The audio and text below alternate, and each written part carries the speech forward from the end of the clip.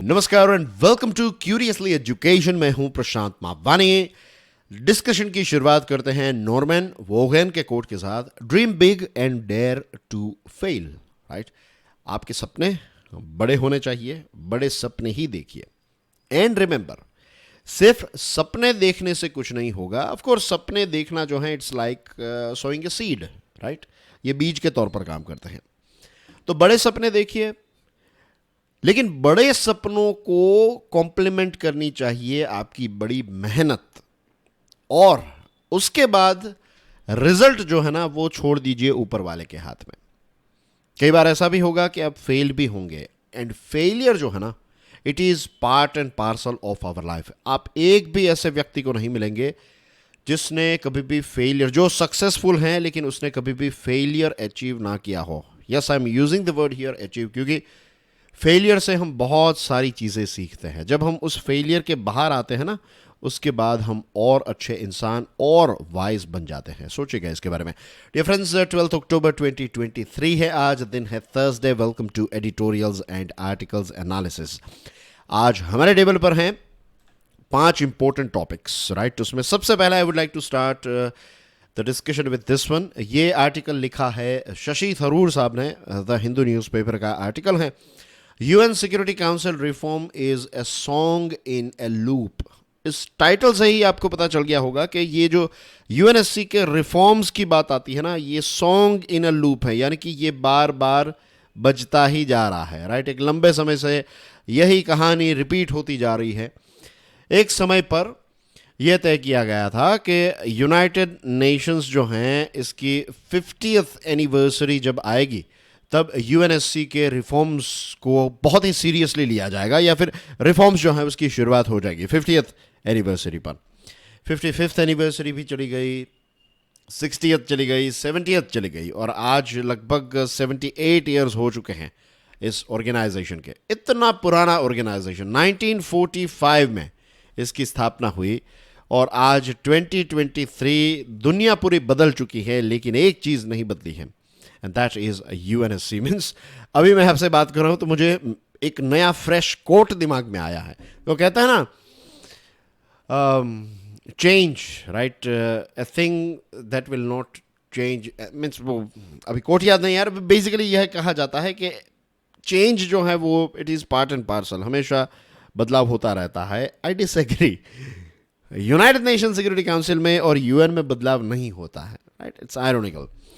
तो यहाँ पर आपकी स्क्रीन पर हैं president of Turkey Recep Tayyip Erdogan. उन्होंने कहा है, and I would like to quote him, the security council has cease to be the guarantor of world security and has become a battle ground for the political strategies of only 5 countries. और उनकी बात यहाँ पर एकदम बराबर है कि United nation security council जो है इसका मेन काम क्या था कि दुनिया को सिक्योरिटी प्रोवाइड करने की गारंटी जो है वो इन 5 देशों की थी, या फिर यूएनएससी की थी। नॉट 5 देशों की, लेकिन यूएनएससी एज एन ऑर्गेनाइजेशन की थी। लेकिन अब ये जो यूएनएससी है ये गारंटर तो छोड़ो, इनफैक्ट ये एक बैटल ग्राउंड बन चुका है, और यहाँ पर ये 5 देश जो हैं उनकी दादागिरी ही चल रही है। इन 5 देशों के नाम आप जानते हैं, लेकिन फिर से जो नए स्टूडेंट्स हैं जो पहली बार इस वीडियो को, या फिर अभी अभी जिन्होंने तैयारी स्टार्ट की है, तो let me tell you, united nation security council में ऐसा है कि ये 5 परमानेंट मेंबर्स जो हैं, तो उसमें ऑफ कोर्स ये तो आता ही है हर जगह पर, यूएसए, उसके साथ हैं यूके और फ्रांस। ये 3 हो गए। ये 3 आप समझ लीजिए वेस्टर्न वर्ल्ड के देश हैं। दूसरे 2 हैं, एक है रशिया और एक है चाइना। इनको P5 भी कहा जाता है। P5 यानी कि परमानेंट 5। राइट, फिर इसमें कुछ चेंजेस हुए यूएनएससी में, और फिर कुछ और मेंबर्स को ऐड। पहले ऐसा था कि टोटल 11 मेंबर्स हुआ करते थे, तो इसमें 5 जो हैं ये परमानेंट मेंबर P5, और बाकी के जो 6 हैं ये नॉन परमानेंट मेंबर्स। फिर इसमें एडिशन हुआ, और फिर टोटल जो है वो 15 किया गया।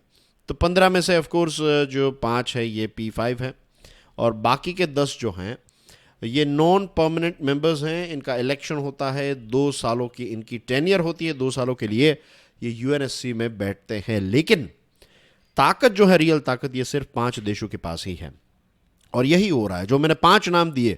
अब देखिए, एक एग्जांपल यहां पर देना चाहूंगा, सीरिया। सीरिया की हालत एक लंबे समय से बहुत ही खराब है, लगभग एक दशक जितना वक्त, एक दशक से थोड़ा ज़्यादा भी हो चुका होगा, राइट। 2011-12 में इसकी शुरुआत हुई थी सीरिया की। तो ये जो सीरिया है ना, सीरिया में पूरी गेम जो चल रही है, मीन सीरिया की ये जो हालत है, उसके पीछे मेन रीज़न है ये tug of war between Russia एक तरफ है, यूएसए, यूके, फ्रांस, दूसरी तरफ आपको रशिया और ईरान देखने को मिलेंगे, ईरान, राइट। फिर यहाँ पर दूसरे देश भी आ जाते हैं जैसे कि सऊदी अरेबिया एक्सेट्रा। तो ये सारे इन सारी टीम का पार्ट है, Saudi Arabia etcetera.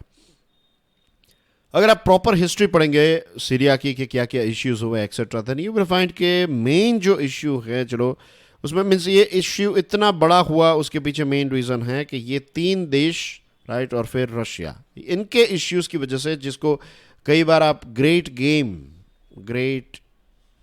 Game in Syria ऐसा कुछ सर्च करेंगे ना गूगल में, तो आपको बहुत सारे आर्टिकल्स मिलेंगे if you want to go into it. लेकिन ऊपर ऊपर से मैं अगर आपको बता दूं एक सेंटेंस के अंदर या फिर ब्रीफली, तो ये बड़े बड़े देशों के चक्कर में सीरिया जो है वो इतना ज़्यादा फंस गया।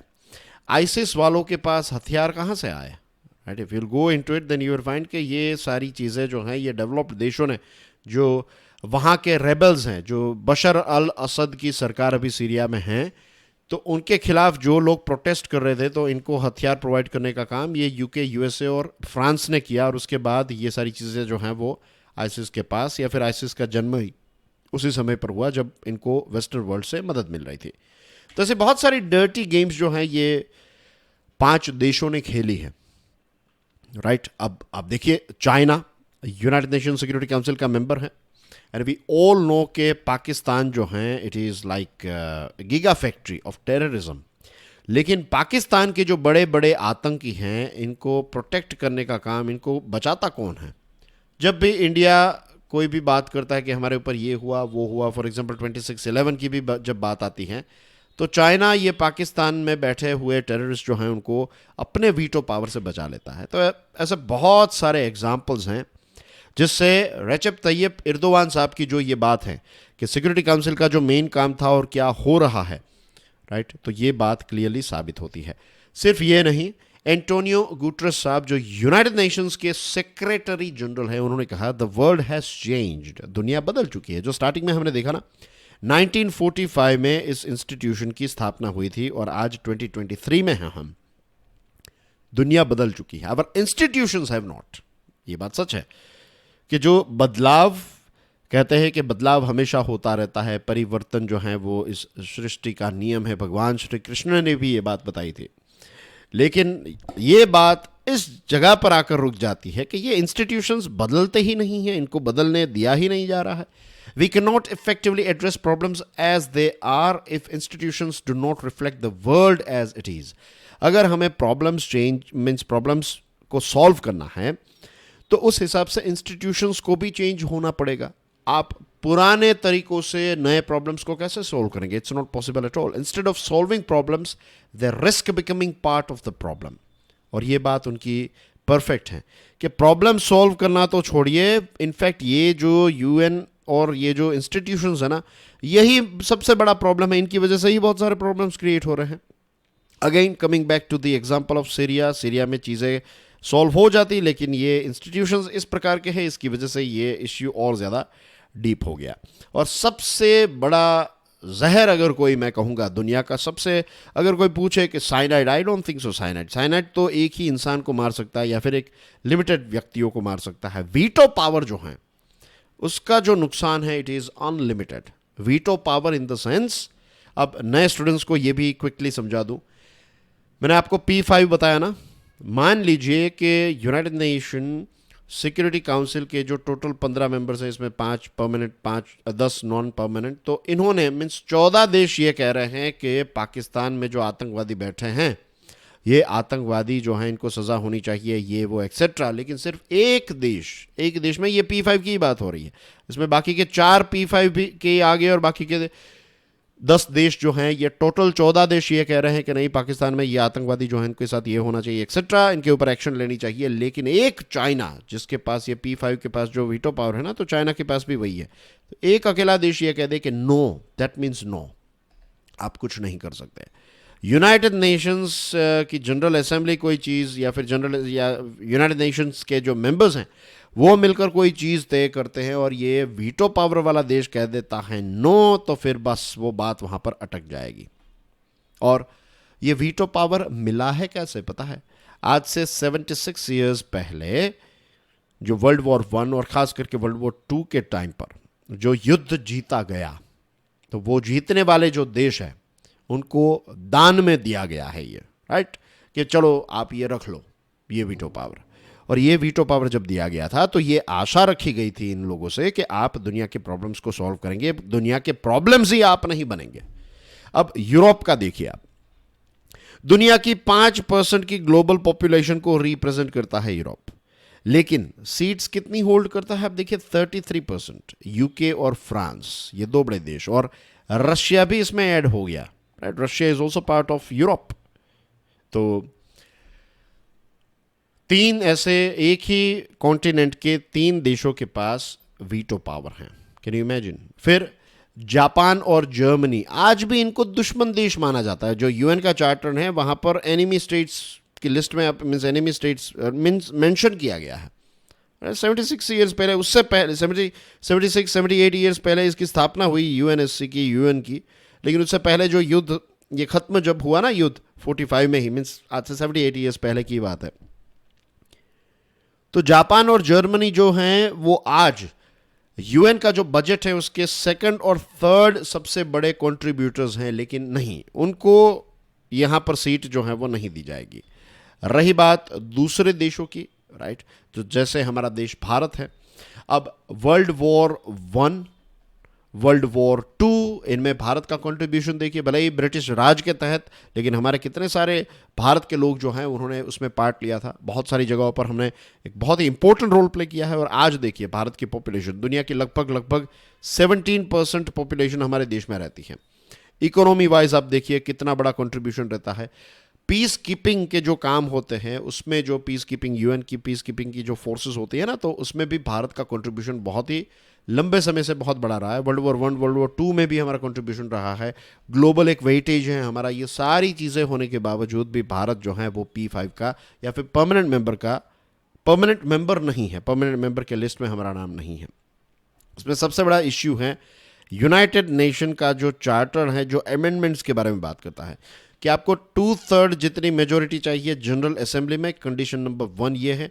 कंडीशन नंबर 2 है कि इसके बाद जो मेंबर्स है ना, तो 2/3 जितने मेंबर्स जो हैं वो अपनी पार्लियामेंट में से इसका रेटिफिकेशन करवा लें। इतने हाई स्टैंडर्ड्स रखने की क्या ज़रूरत है? इतना हाई बार सेट किया है कि चेंजेस जो हैं उनको करना नियरली इम्पॉसिबल सा हो जाएगा। यू नो, प्रैक्टिकल लाइफ का एक एग्जांपल दूं आपको, आप इसको ट्राई कीजिएगा, it will help you with your studies as well, और ये पॉइंट भी समझने में आपको ये चीज़ काम आएगी। मान लीजिए कोई किताब है, फॉर एग्जांपल, अगर आप उस किताब को पढ़ना चाहते हैं तो जिस जगह पर आप बैठते हैं, लेट्स से कि आपका टेबल है, आपका डेस्क है, राइट, टेबल, और ऑफ कोर्स टेबल पर नहीं बैठते, आप चेयर पर बैठते हैं, आई नो, लेकिन जो टेबल है जहां पर आप पढ़ाई करते हैं, उस टेबल पर अगर वो किताब रहेगी तो चांसेस आर कि आप जब भी फ्री होंगे, लेट्स से आप कोई आर्टिकल पढ़ रहे हैं या फिर आपने कोई वीडियो देख लिया, उसके बाद आप 2-5 मिनट ऐसे चिल कर रहे हैं, तो अगर स्मार्टफोन टेबल पर है ना, तो आपका हाथ स्मार्टफोन पर जाएगा, आप रील्स देखने बैठ जाएंगे।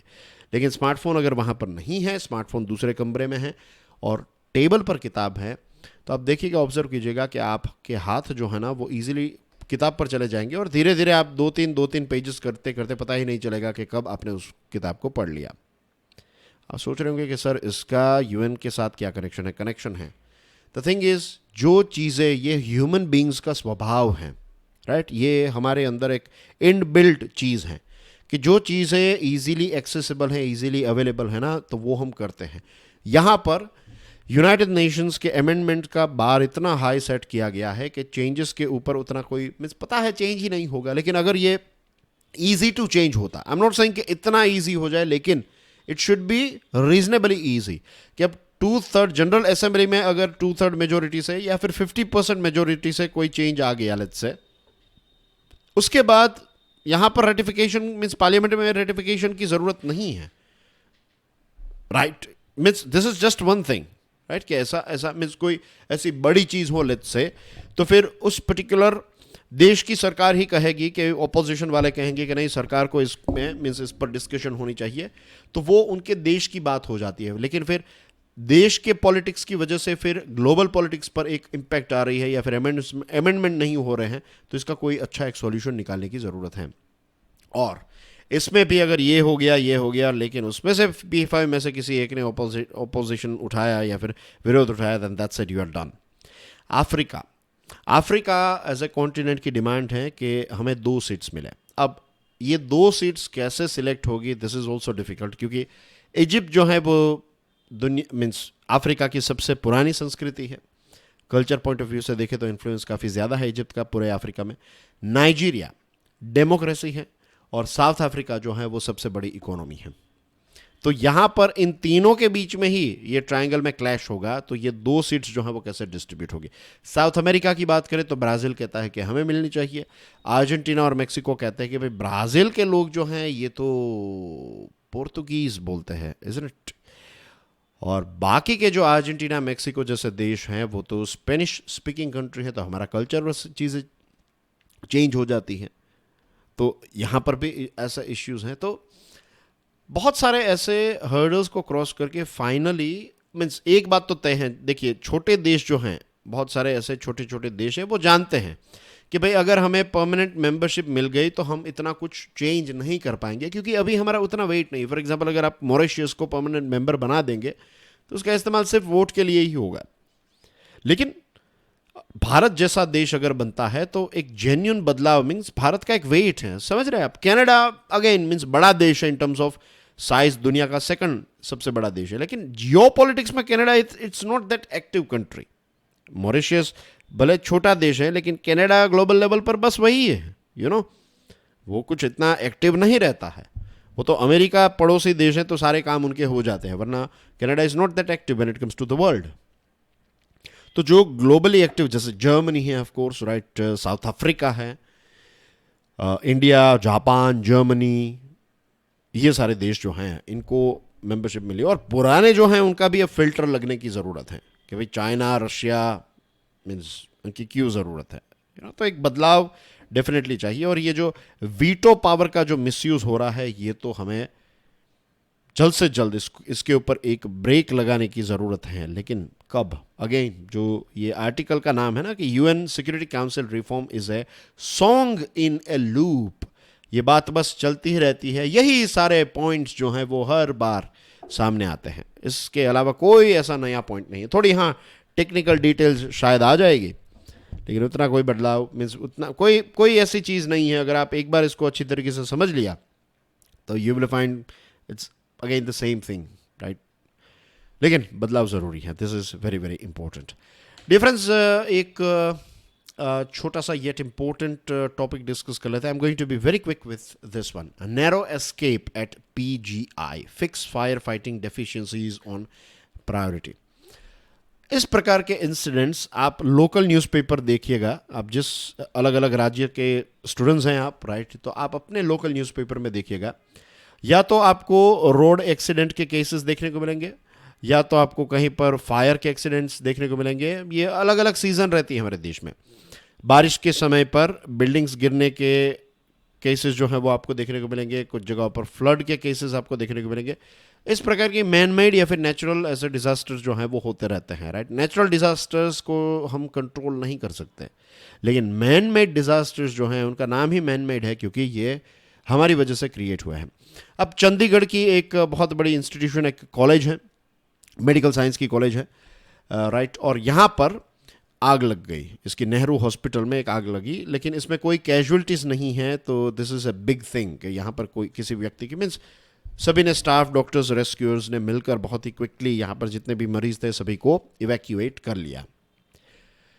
तो क्या यहाँ पर मीन्स ये जो चीज़ हुई, क्या हमें इसको अप्रिशिएट करना चाहिए? ऑफ कोर्स, क्योंकि यहाँ पर लोगों की जान बच गई। लेकिन this is all because of luck, right. इसमें इतना भी खुश होने की ज़रूरत नहीं है। ऐसा नहीं है कि हमारे यहाँ पर इतनी अच्छी सिस्टम है इसकी वजह से हर बार ये चीज़ हो जाएगी। ये लक की वजह से बच गए, वरना इतने सारे केसेस हमें देखने को मिलते हैं इस प्रकार के। तो और उसमें भी मेन रीज़न जो है that is again right, health and safety को लेकर अवेयरनेस हमारे देश में बिल्कुल है ही नहीं। मैं इसलिए मीन्स बिल्कुल नहीं है, आई वुड से। बड़े बड़े इंस्टीट्यूशंस में हैं, लेकिन बड़े बड़े इंस्टीट्यूशंस राइट, फॉर एग्जांपल आप किसी बड़ी ब्रांडेड बैंक आईसीआईसीआई, एचडीएफसी या फिर कोई दूसरी ऐसी बैंक है उसमें चले जाइए, उनकी बड़ी ऑफिस में, हेड क्वार्टर्स में, देन यू विल फाइंड वहाँ पर फायर एग्जिट जो है वो सारी चीज़ें मेंशन होगी।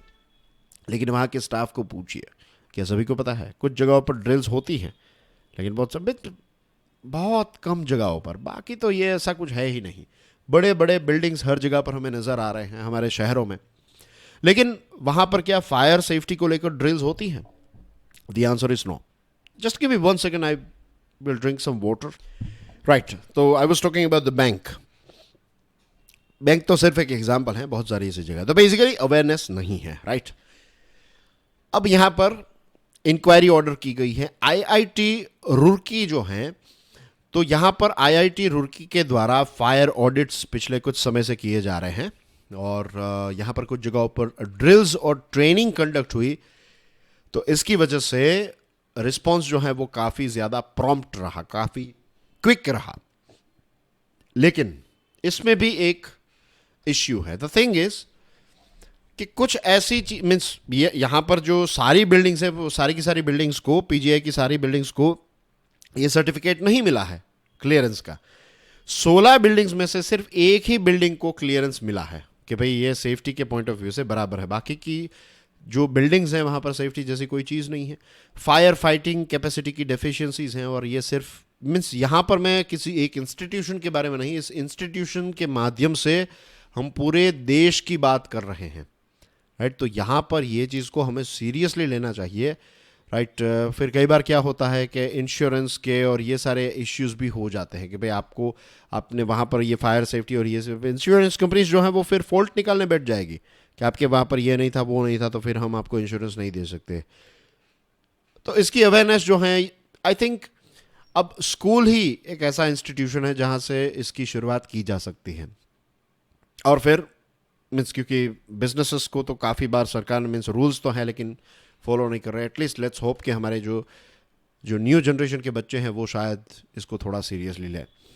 मैनेजिंग एक्सपेक्टेशंस, बहुत इंटरेस्टिंग आर्टिकल है। It's about economy, right. Bank और इस प्रकार की एग्जामिनेशन की तैयारी करने वाले स्टूडेंट्स के लिए एक interesting article from Business Standard. Sustained higher inflation can affect outlook. Sustained higher inflation can affect outlook, will talk about it. ये क्या है? ग्लोबल इकोनॉमी जो है तो इसमें इन्फ्लेशन का प्रेशर काफ़ी ज़्यादा था, और दुनिया भर की सेंट्रल बैंक्स जो हैं, हम यहाँ पर बात करें जो बड़े बड़े देश है, USA, UK, France etcetera, in the sense कि बड़ी बड़ी इकोनॉमीज़ के जो डेवलप्ड इकोनॉमीज़ हैं, तो वहाँ पर इन्फ्लेशन काफ़ी ज़्यादा था। तो फिर फाइनली वहाँ की जो सेंट्रल बैंक्स है, जैसे हमारे देश में आरबीआई है, तो वहाँ पर बैंक ऑफ इंग्लैंड एक्सेट्रा, तो इन्होंने फेड रिजर्व है यूएसए का, बैंक ऑफ इंग्लैंड, इन्होंने पॉलिसी रेट को इंक्रीज़ किया, रेपो रेट को इंक्रीज़ किया, और फिर इन्फ्लेशन पर कंट्रोल लाने की कोशिश की। लेकिन आज भी इन्फ्लेशन जो है, जो टारगेट है उससे थोड़ा ज़्यादा है, यानी कि इन्फ्लेशन अभी है। इंटरनेशनल मॉनिटरी फंड जो फंड है उनका एक रिपोर्ट आता है, राइट, वर्ल्ड इकोनॉमिक आउटलुक। तो इसका एक प्रोजेक्शन आया है, कहता ग्लोबल इन्फ्लेशन टू डिक्रीज, ये डब्ल्यूईओ का या फिर आईएमएफ का जो डब्ल्यूईओ है, तो इसका प्रोजेक्शन ये है कि इन्फ्लेशन जो है वो कम होगा। 2022 में पूरे साल का ग्लोबल इन्फ्लेशन का रेट 8.7%, 2023 में इट्स गोइंग टू बी 6.9 और 2024 में इट्स गोइंग टू बी 5.8। तो बेसिकली इन्फ्लेशन यहाँ पर धीरे धीरे डिक्रीज हो रहा है, but still it is high, right. 5.8 is not that good, ये एक बहुत हाई है। 3% के आसपास है तो I would say it's okay, लेकिन ग्लोबली 5.8% इज़ टू मच। लेकिन ये साल और पिछले साल तो इन्फ्लेशन काफ़ी ज़्यादा रहा, और जब से पैंडेमिक के बाहर दुनिया आई है तब से इन्फ्लेशन जो है वो धड़ाधड़ ऊपर जा रहा था। ऊपर से फिर रशिया और यूक्रेन का युद्ध हो गया, तो फिर ऑयल और वीट और ये सारी चीज़ों की वजह से और प्राइसेस, और फिर क्रॉप क्लाइमेट चेंज की वजह से क्रॉप का प्रोडक्शन कम, तो बहुत सारे ऐसे इश्यूज हुए जिसकी वजह से इन्फ्लेशन काफ़ी ज़्यादा बढ़ गया। रिजर्व बैंक ऑफ इंडिया ने मई 2022 से ये रेपो रेट को इंक्रीज करना स्टार्ट किया, राइट। 250 बेसिस पॉइंट यानी कि 2.5% जितना रेपो रेट इंक्रीज किया ताकि इन्फ्लेशन को कंट्रोल में लाया जा सके। अभी जो लेटेस्ट, अभी कुछ दिनों पहले ही एमपीसी की मॉनेटरी पॉलिसी कमेटी की मीटिंग हुई थी, तो उसमें रेपो रेट को इंक्रीज नहीं किया गया है। पिछले कुछ समय से हमें पॉज देखने को मिल रहा है और प्रोजेक्टेड इन्फ्लेशन जो है इस साल का वो बताया जा रहा है it's going to be 5.4%, right. ये प्रोजेक्टेड इन्फ्लेशन कहा जा रहा है।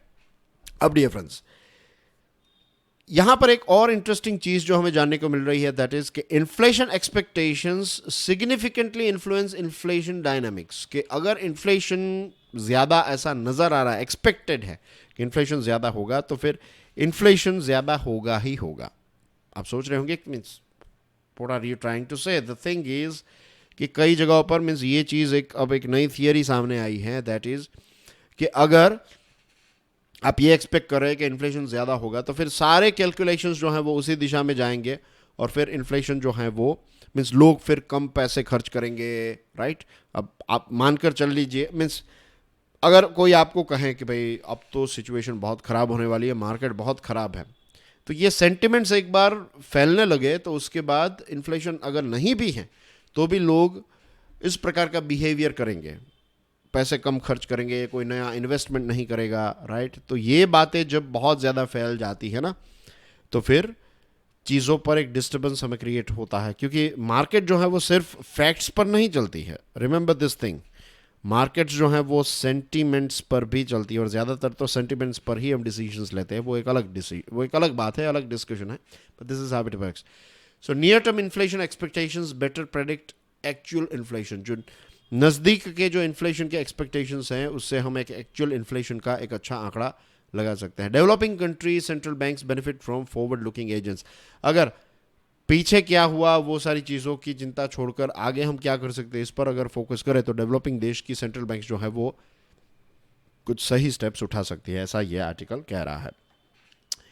सो या दैट्स डन। अब कौन सा आर्टिकल देखते हैं, जस्ट अ सेक, राइट। तो हमने दिस वन, ये तीन हो गया ना, अब दो बचे हैं, तो okay let's talk about this one. Spring cleaning, fixing grey areas is good but GST regime needs broader reform plan.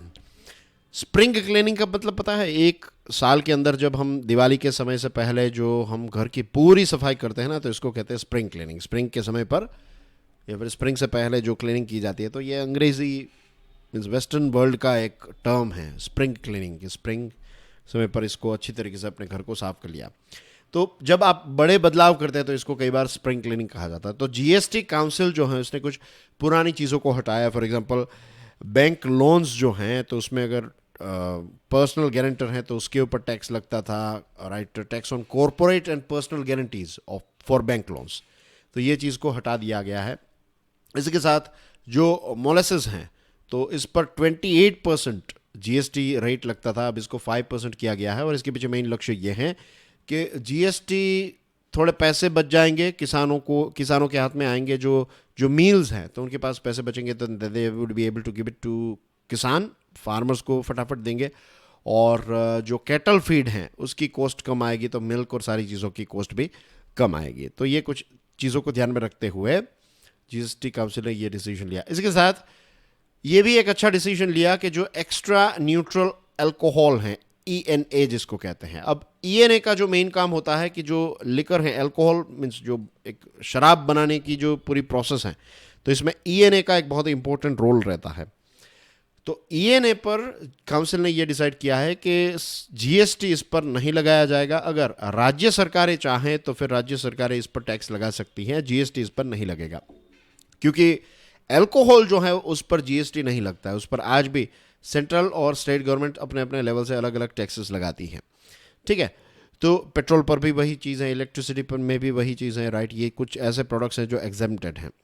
तो अल्कोहल पर जीएसटी नहीं लगता है, और अगर इस पर ये ईएनए पर जीएसटी लगता है तो यू कैन इमेजिन कि फिर इसको कैलकुलेट करना और सारी ऑफसेट करना ये बहुत ही डिफिकल्ट हो जाता। तो चलो ये एक अच्छा डिसीजन लिया।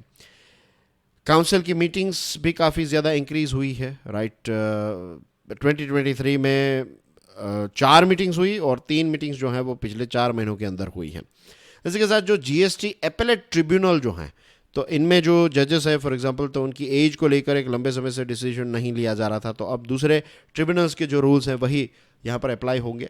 और ये भी आशा है कि जल्द से जल्द ये जीएसटी एपेलेट ट्रिब्यूनल्स जो हैं वो ऑपरेशन में आ जाए ताकि बहुत सारे पेंडिंग केसेस को सॉल्व किया जा सके।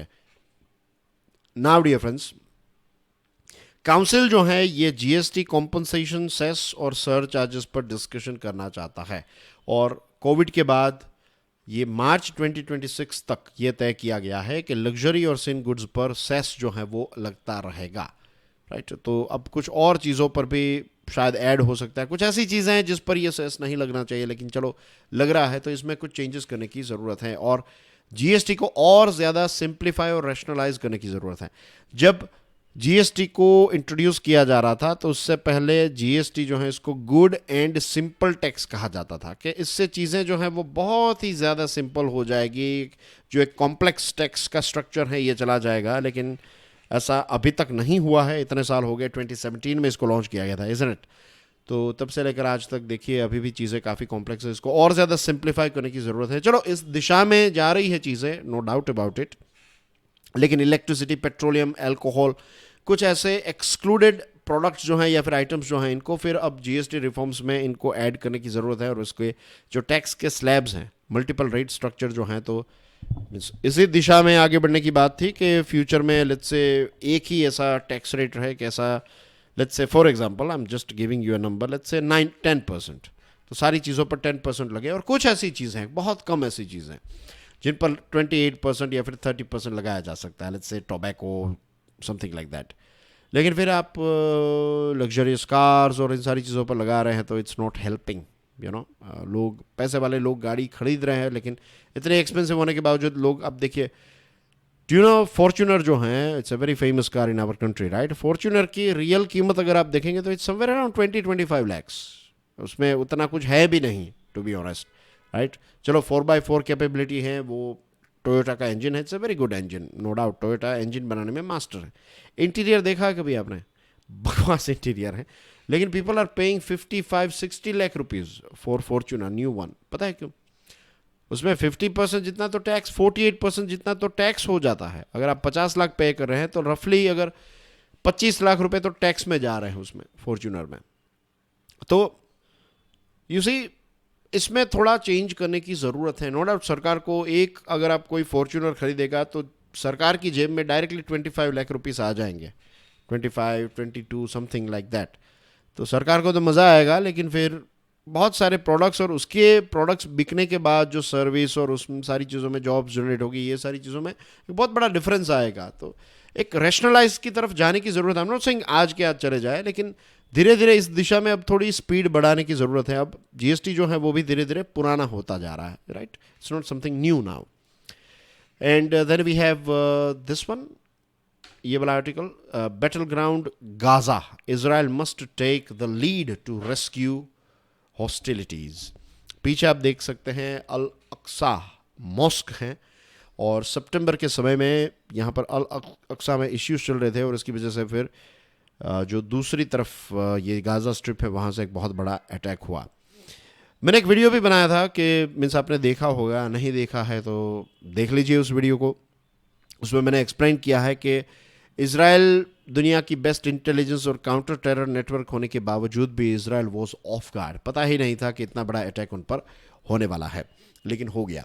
अब नेतन्याहू वहाँ के प्राइम मिनिस्टर जो है, उनका कहना यह है कि हमास जो है उसका थ्रेट हमेशा हमेशा के लिए ख़त्म ना हो जाए तब तक इज़राइल ऑपरेशंस जारी रखेगा। और इज़राइल का गोल ये है कि गाज़ा जो है, गाज़ा स्ट्रिप में हमास पावर में है तो हमास को हटाया जाए यहाँ से। ये इज़राइल का लक्ष्य है। हमास का लक्ष्य ये है कि जो प्रिजनर्स हैं उनको पहले रिहा किया जाए और इसी के साथ इज़राइल का जो प्रोवोकेशन रहता है, इज़राइल जो है उसकी भी जो एक स्ट्रैटेजी रहती है कि धीरे धीरे वो चीज़ों को अपने कवर में ले रहा है, फॉर एग्जांपल जेरूसलम में, तो ये सारी चीज़ों को लेकर पैलेस्टीनियंस जो है वो भी काफ़ी चिंतित रहते हैं। और अल अक्सा में जो इश्यू हुआ सितंबर में, तो इसको लेकर भी पैलेस्टीनियंस काफ़ी ज़्यादा चिंतित हो गए थे और वहाँ पर पत्थरबाजी और थोड़ी बहुत रायोट जैसी सिचुएशन जो है वो हमें देखने को मिली थी। सितंबर की बात कर रहा हूँ, सितंबर 2023, राइट। तो ये हमास चाहता है कि हमास जो है वो उनका गोल ये है। तो यहाँ पर क्लियरली एक चीज़ है कि ये लड़ाई झगड़ा जो है वो यहाँ पर तो चलता ही रहेगा। और ईरान जो है, ईरान सपोर्ट करता है। ईरान ने तो सेलिब्रेट किया इस हमले को कि इजराइल पर हमला हुआ तो ईरान ने सेलिब्रेट किया। और अब यहाँ पर बैठे बैठे हमें लगता है कि ईरान तो बहुत ही क्रूअल देश है, लेकिन द थिंग, चलिए ऐसा मीन्स अगर कहीं पर लोगों की हत्या हो रही है उसको सेलिब्रेट करना, this is not a good thing at all, right? This is not, ये अच्छी बात है ही नहीं। लेकिन ईरान और इजराइल जो हैं ये एक दूसरे के बहुत ही जानी दुश्मन हैं।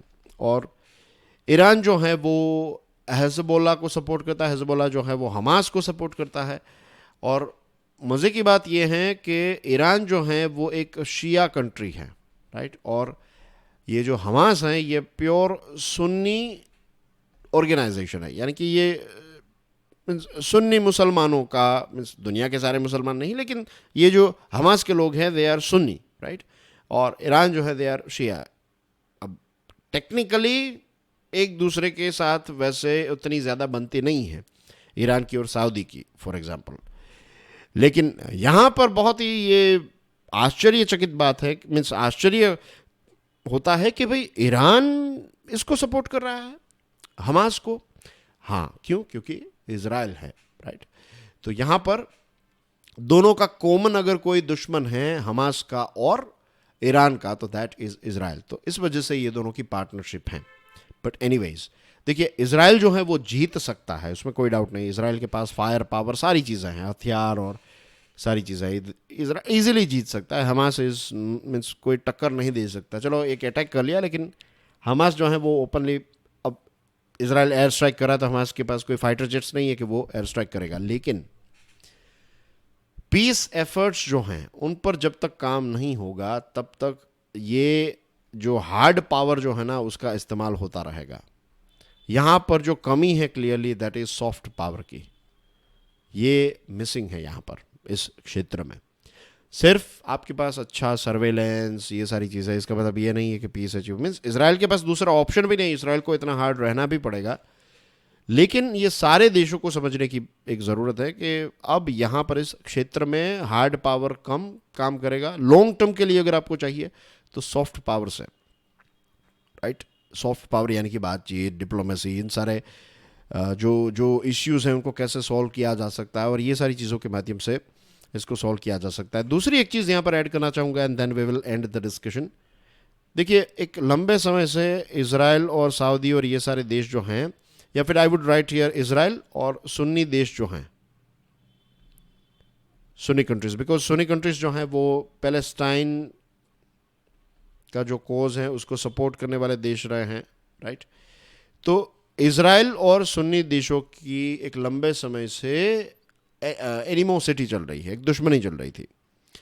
लेकिन इंटरेस्टिंग बात यह भी है कि ये दोनों जो हैं इजराइल और सुन्नी वर्ल्ड की मीन्स एक कॉमन देश है दैट इज यूएसए, और इनका एक कॉमन दुश्मन जो है दैट इज ईरान, राइट? अब इजराइल और ईरान को इश्यू है, यूएसए और ईरान को इश्यू है, सुन्नी वर्ल्ड और शिया वर्ल्ड को इश्यू है, राइट? ईरान बना से तो आई एम टॉकिंग अबाउट जो शिया मुसलमान है, तो उनका हेड देश अगर कोई है तो दैट इज ईरान। अब यहां पर क्या हो रहा है कि ये इजराइल और जो सुन्नी देश हैं, for example UAE, Saudi, Morocco, Egypt, इन सारे देशों के, सूडान, राइट? ये सारे देश जो हैं वो अब इजराइल के साथ धीरे धीरे घुल मिल रहे हैं। तो अगर ये एक हो गए या फिर इनके बीच में भाईचारा बढ़ गया या फिर बिजनेस और ये सारी चीज़ें, रिलेशंस जो हैं वो ऐसा नहीं है कि कल से वो लोग एक थाली में खाना खाने लगेंगे, राइट? ये नहीं होगा, लेकिन एटलीस्ट वो बिजनेस करने लगेंगे, ट्रेड करने लगेंगे, धीरे धीरे प्रॉब्लम सोल्व होते जाएंगे। तो ये सारी चीज़ें हुई तो ईरान के लिए it is not good at all. तो दिस इज द, ये एक डीपर लेवल का जियो पॉलिटिक्स यहाँ पर चल रहा है। समझ में आ गया? आप ये समझ में आ गया ये चीज़ें, तो आपको अब सारी चीज़ें यहाँ की ईजी हो जाएगी, समझ में आ जाएगी। And that's everything in today's discussion dear friends. यहाँ पर है कुछ आपके लिए क्वेश्चंस। क्वेश्चन नंबर 1 ये है कि 5 राज्यों में इलेक्शंस होने वाले हैं, जिसका एक एडिटोरियल भी हमने देखा था। तो कौन सा ऐसा राज्य है जहाँ पर 2 फेजेस में इलेक्शंस होंगे? सोचिए इसके बारे में। आपने पढ़ा भी नहीं है कहीं पर भी तो भी आप इजीली इसका आंसर जो है वो दे सकते हैं अगर आपके पास प्री एग्जिस्टिंग नॉलेज है। राजस्थान एरिया में बड़ा है तो क्या वहाँ पर होगा, तेलंगाना क्या वहाँ पर, छत्तीसगढ़, मध्य प्रदेश, मीन्स किस जगह पर फेजेस की आवश्यकता होती है, सिर्फ एरिया से नहीं, दूसरे चैलेंजेस होते हैं तो वहाँ पर भी फेजेस में इलेक्शंस करवाए जाते हैं। फॉर एग्जांपल, चलो अब मैं बोल दूंगा तो आपको आंसर मिल जाएगा, आप सोचिए, इसको गूगल मत कीजिएगा, आप सोचिए, एक अनुमान लगाइए अगर नहीं पता है तो, और फिर देखिए कि कैसा आपका दिमाग जो है वो आपकी मदद करेगा। Nobel prize for economic sciences, ये अवार्ड जो है वो एक महिला को दिया गया, मिस गोल्डिन को। इनके द्वारा जो एक रिसर्च कंडक्ट की गई इसके बारे में हमने बात भी की थी, राइट। तो यहाँ पर प्रश्न ये है कि कितनी महिलाओं को, इंक्लूडिंग मिस गोल्डिन जो है, कितनी महिलाओं को ये इकोनॉमिक्स में नोबेल पुरस्कार मिला है। और योम किपुर युद्ध जो है ये इजराइल और कुछ अरब स्टेट्स के साथ ये मीन्स ये युद्ध हुआ था, तो कौन से अरब स्टेट्स जो हैं वो लीड कर रहे थे। Again a very easy question and that's everything in today's discussion dear friends. Video पसंद आया हो तो hit the like button and please do share this series with other students as well. I'll see you soon with some more interesting topics. Till then, enjoy your studies. God bless you all. Jai Hind.